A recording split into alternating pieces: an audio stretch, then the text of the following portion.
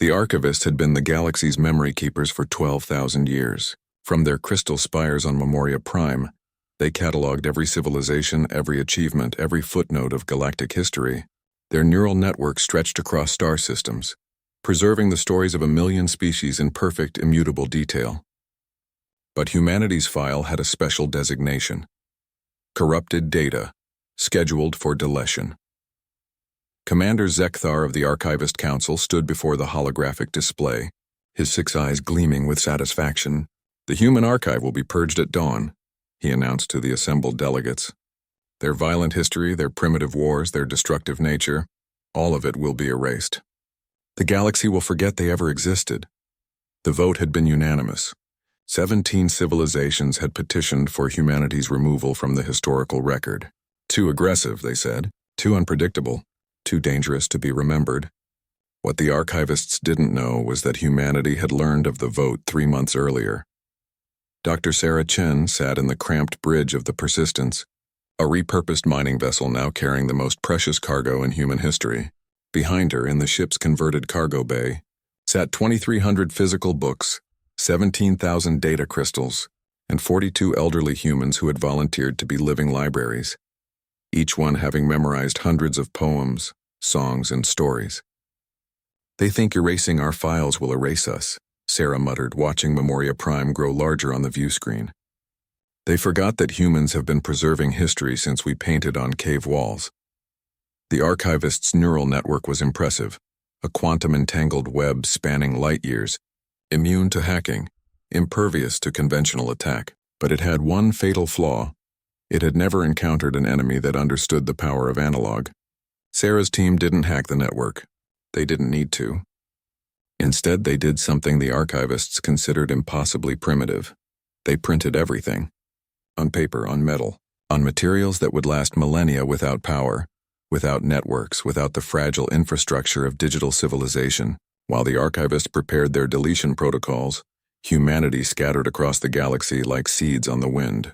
Small ships, each carrying fragments of human culture, landed on uninhabited worlds. They buried time capsules in desert sands and ocean floors. They carved poetry into asteroids. They encoded Shakespeare into bacterial DNA and launched it toward distant stars. But Sarah's mission was different. She wasn't running away, she was delivering a message.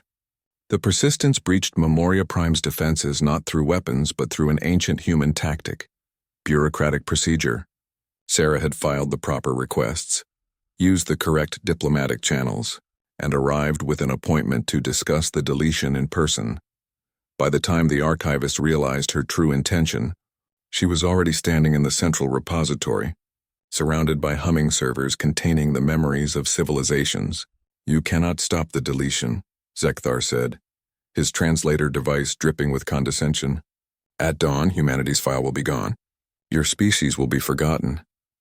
Sarah smiled and placed a worn leather book on the pristine white floor. "You know what this is?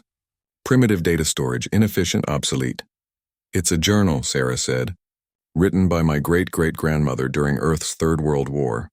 Every page is stained with her tears, her hope, her determination to survive." She placed another book beside it. "This is a cookbook from pre-contact China. This," she pulled out a metal tablet, "contains every mathematical proof developed by humans in the 22nd century, etched in titanium." She kept placing objects one after another, creating a growing pile of humanity's stubborn refusal to be forgotten. "You think you can stop us with paper?" Zekthar laughed, a sound like grinding metal. "No," Sarah said quietly. "I think you've already lost." At that moment, across the galaxy, humanity's plan reached fruition. On 17,000 worlds, buried capsules activated. Automated probes emerged from hiding, broadcasting humanity's story in every language, every frequency, every format imaginable. Physical monuments appeared in public spaces: statues, murals, libraries built overnight by automated construction swarms. Most importantly, stories began spreading. Human traders had been sharing tales for months, seeding the galaxy with accounts of human courage, human art, human achievement. Oral traditions, the oldest form of memory, took root in alien cultures. The archivist network flickered. Alarms blared. "What's happening?" Zekthar demanded.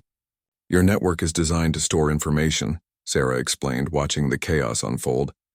But our information is now everywhere, physically, culturally, socially embedded into the galaxy itself. You can delete our file, but you can't delete the millions of aliens who now know our stories. You can't erase the books we've given to their children. You can't remove the monuments we've built or the songs we've taught them to sing. She stepped closer to Zekthar, her voice steady. You tried to erase us because you were afraid of what we represent. But here's what you forgot. Humans have survived ice ages, plagues, wars, and extinction events. We've rebuilt from ashes more times than you've cataloged civilizations. You can't kill an idea, and you can't delete a species that's learned to write its own survival into the fabric of reality. The deletion timer reached 0. The human file in the archivist network vanished. But across the galaxy, humanity's presence grew stronger. Within days, the Archivist Council received 40,000 requests for copies of human literature. Within weeks, human history courses appeared in alien universities. Within months, the phrase "as stubborn as a human" entered 17 different alien languages as a term of respect. The archivists tried to collect and destroy the physical records, but it was like trying to collect water with a net. For every book they burned, 10 more appeared. For every monument they demolished, 100 more were built. A year later, Commander Zekthar stood before the council, defeated. "We have failed," he admitted. "Humanity cannot be erased." "Perhaps," said Elder Archon, the oldest of their kind, "that was the lesson we needed to learn.